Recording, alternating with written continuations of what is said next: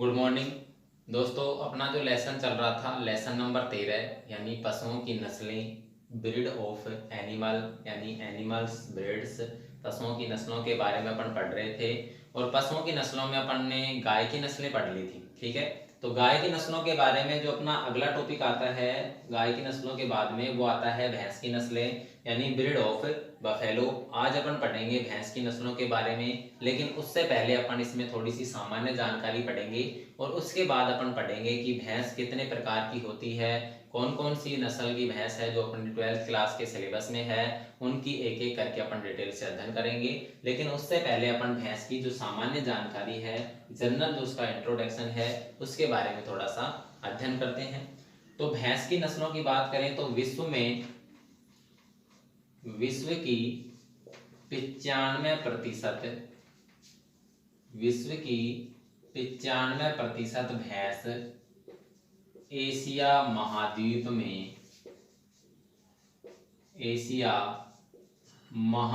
में पाई जाती है। विश्व की 95% भैंसें एशिया महाद्वीप में पाई जाती हैं, अर्थात विश्व की जो 95% भैंसें हैं वो एशिया महाद्वीप में पाई जाती हैं। तो एशिया महाद्वीप में कौन कौन से देश आते हैं, जैसे भारत हो गया, बांग्लादेश हो गया, पाकिस्तान हो गया, श्रीलंका हो गया। ठीक है, तो अपना भारत भी किस में आता है, एशिया महाद्वीप के अंतर्गत आता है। अपना जो भारत देश है वो भी किस में आएगा, एशिया महाद्वीप के अंतर्गत आएगा। तो यूं कह सकते हैं कि अगर 95% भैंसें एशिया महाद्वीप में है तो भारत में भी भैंसों की संख्या ज्यादा पाई जाती है। ठीक है, अगला जो बात करें तो भैंस का अगर उपयोग देखें, भैंस का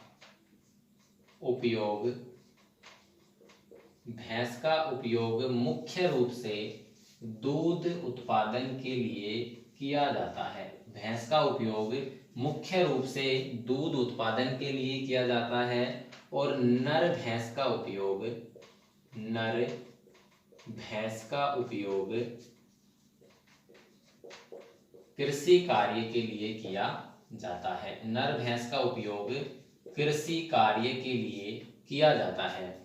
भैंस का उपयोग तो मुख्य रूप से दूध उत्पादन के लिए, और भैंस के नर का उपयोग या नर भैंसे का उपयोग कृषि कार्य के लिए किया जाता है। ठीक है, इसके बाद में भैंस की अगर जनसंख्या की बात करें तो 2012 की पशु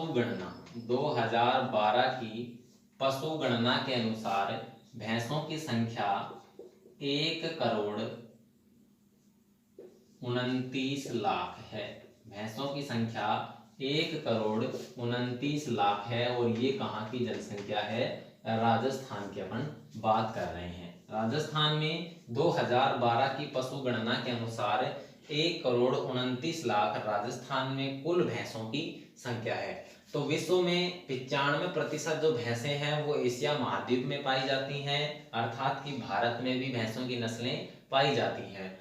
भैंस का उपयोग मुख्य रूप से दूध के उत्पादन के लिए किया जाता है। और भैंस के नर का उपयोग यानी नर भैंसे का उपयोग कृषि कार्य के लिए किया जाता है। 2012 की पशु गणना के अनुसार राजस्थान में 1,29,00,000 भैंसों की संख्या है। और ये जो पशु गणना थी, ये कौन सी पशु गणना थी, 19वीं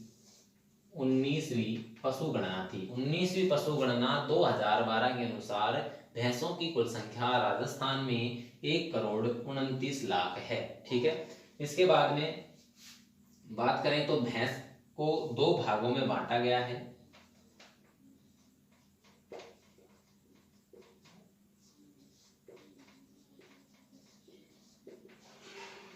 भैंस को मुख्य रूप से दो भागों में बांटा गया है। भैंस है जो अपनी, उसको मुख्य रूप से कितने भागों में बांट दिया, दो भागों में बांटा गया है। जिसमें से पहला जो भाग है वो है अफ्रीकन भैंसें। पहला है अफ्रीकन भैंस और दूसरा है एशियन भैंस। पहला है अफ्रीकन भैंस और दूसरा होता है एशियन भैंस। देखिए, वह भैंसें जो अफ्रीका महाद्वीप में पाई जाती है, या ऐसी भैंस जो अफ्रीका महाद्वीप में पाई जाती हैं, वो तो अफ्रीकन भैंस हो गई। और जो भैंसें एशिया महाद्वीप में पाई जाती हैं वो एशियन भैंसें हो गई।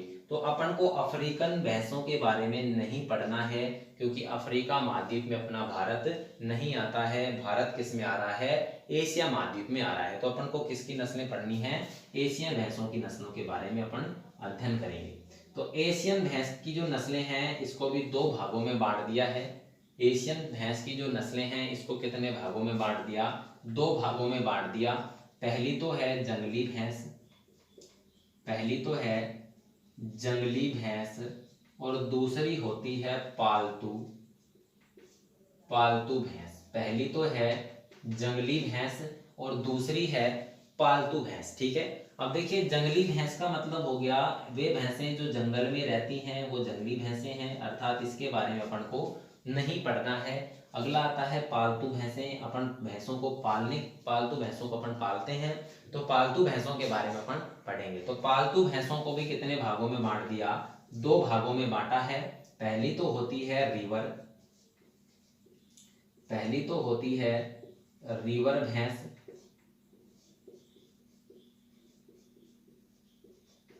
और दूसरी होती है स्वैम्प, दूसरी होती है स्वैम्प भैंस। पहली तो है रिवर, दूसरी है स्वैम्प। ठीक है,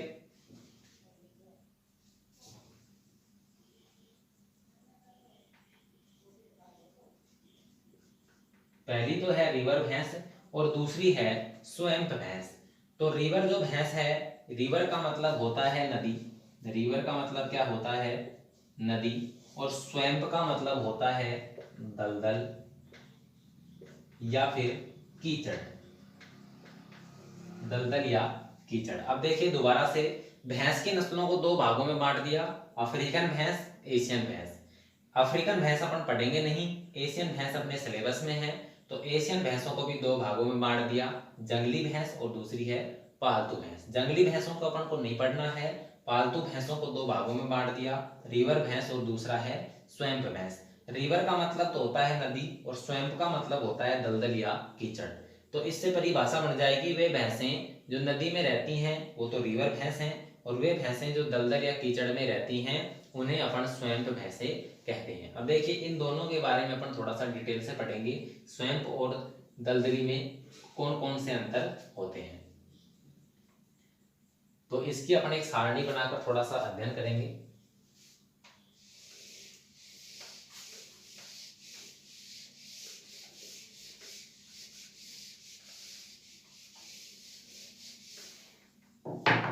अब देखिए भैंस अपनी थी और भैंस को अपन ने दो भागों में बांटा था। भैंस को मुख्य रूप से कितने भागों में बांटा था? दो भागों में बांटा था। पहली तो थी अपनी अफ्रीकन,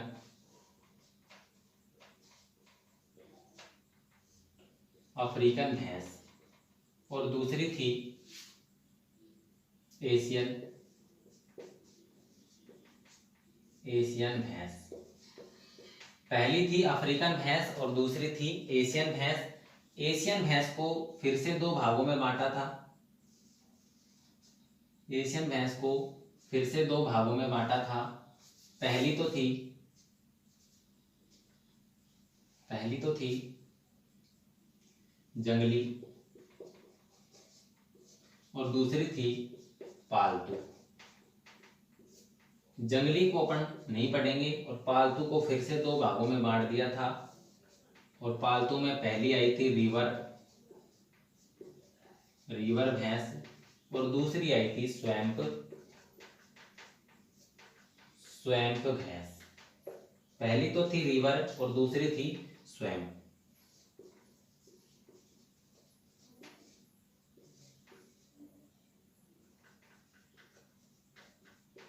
तो रिवर का मतलब तो होता है नदी और स्वैम्प का मतलब मैंने बताया था दलदली भैंस। ठीक है, भैंस की प्रजातियों को दो भागों में बांट दिया, अफ्रीकन भैंस और एशियन भैंस। अफ्रीकन अपन पढ़ते नहीं है, एशियन में अपन दो भागों में बांटा, जंगली और पालतू। जंगली को नहीं पढ़ेंगे, पालतू को फिर से दो भागों में बांट दिया, रिवर भैंस और स्वैम्प भैंस। देखिए रिवर का मतलब नदी होता है और नदी में पानी रहता है, तो पानी वाली भैंसें हो गई। स्वयं का मतलब दलदल या कीचड़ होता है, तो दलदल या कीचड़ में रहने वाली भैंसें हो गई। अब देखिए इन दोनों की अगर अपन तुलनात्मक अध्ययन करें तो तुलनात्मक अगर अपन देखें तो इधर तो लिख देते हैं रिवर और इधर है अपनी स्वयं। इधर तो हो गई रिवर और इधर हो गई स्वयं। अब देखिए रिवर जो भैंस है ये पानी में रहती है। रिवर जो भैंस है ये किस में रहेगी? पानी में रहेगी। और स्वयं भैंस किस में रहती है? दलदल में, दलदल में या कीचड़ में रहती है।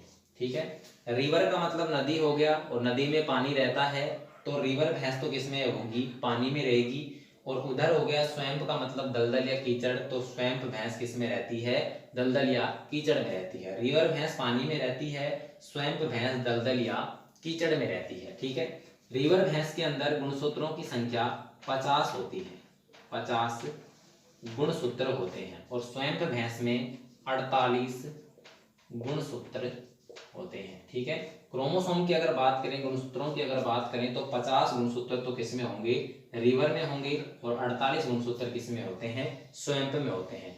वेरी इंपॉर्टेंट, यही बार बार पूछा जाता है कि रिवर भैंस में और स्वयं भैंस में किस चीज का अंतर है? तो गुणसूत्रों का अंतर है। रिवर में गुणसूत्र कितने होते हैं? 50।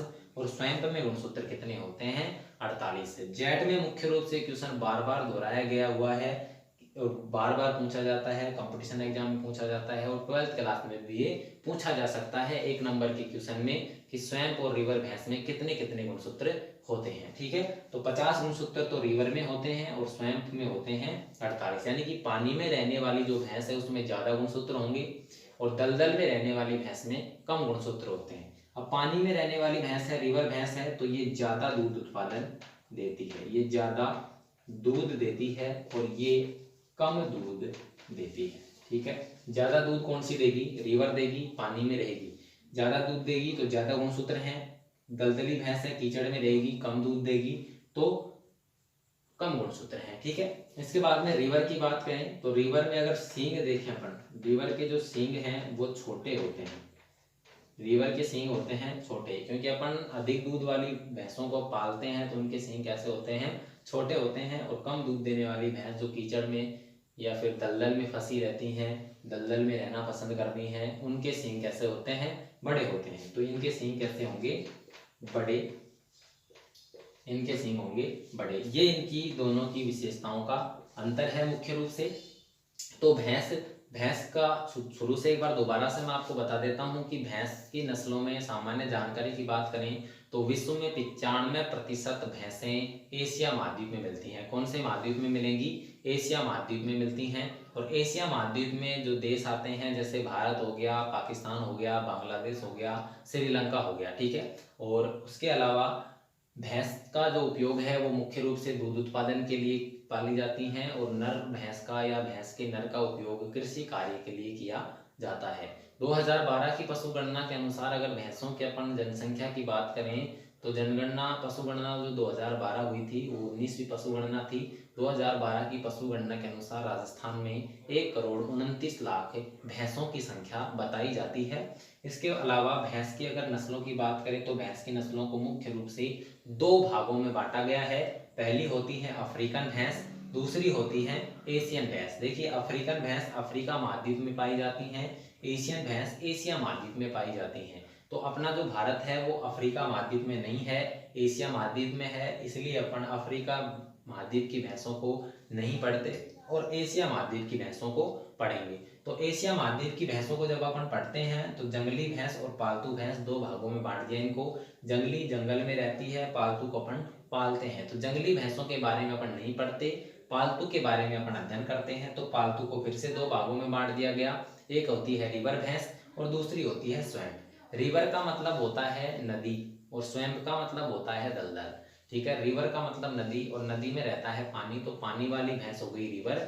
और दलदल या कीचड़ का मतलब होता है स्वयं, तो दलदल या कीचड़ में रहने वाली भैंस कौन सी हो गई? स्वयं हो गई। अब दोनों के अगर अंतर की बात करें तो जो रिवर भैंस है वो तो होती है पानी में रहती है और जो स्वयं भैंस है वो दलदल या कीचड़ में रहती है। लेकिन इनमें मुख्य रूप से अगर बात की जाए अंतर की तो गुणसूत्रों का अंतर होता है इसमें। रिवर के अंदर गुणसूत्र 50 होते हैं यानी कि ज़्यादा होते हैं, और स्वैम्प यानी दलदली भैंस के अंदर गुणसूत्र कम होते हैं यानी कि 48 होते हैं। जो भैंस दलदल में रहेगी वो कम दूध उत्पादन देगी यानी कि स्वैम्प कम दूध उत्पादन देती है, और जो पानी में रहेगी यानी कि रिवर तो वो ज़्यादा दूध उत्पादन देती है। जो ज़्यादा दूध उत्पादन देगी उसके सींग भी छोटे होंगे, पानी में रह रही है सींग छोटे हैं, और जो दलदल में रह रही है दूध भी कम दे रही है उसके सींग भी कैसे होंगे, बड़े होंगे। ठीक है दोस्तों, ये आपकी भैंसों की जो सामान्य जानकारी थी वो अपन ने आज पढ़ ली है। इसके बाद में अपन पढ़ेंगे भैंसों की जो अपने टोटल जो जितनी नस्लें हैं उसके बारे में एक एक करके डिटेल से। उसके लिए अपन एक ट्रिक बनाई है अपन ने, और ट्रिक के बारे में अपन जानेंगे कल दूसरी क्लास में। तो इसका आप एक स्क्रीन शॉट ले सकते हैं।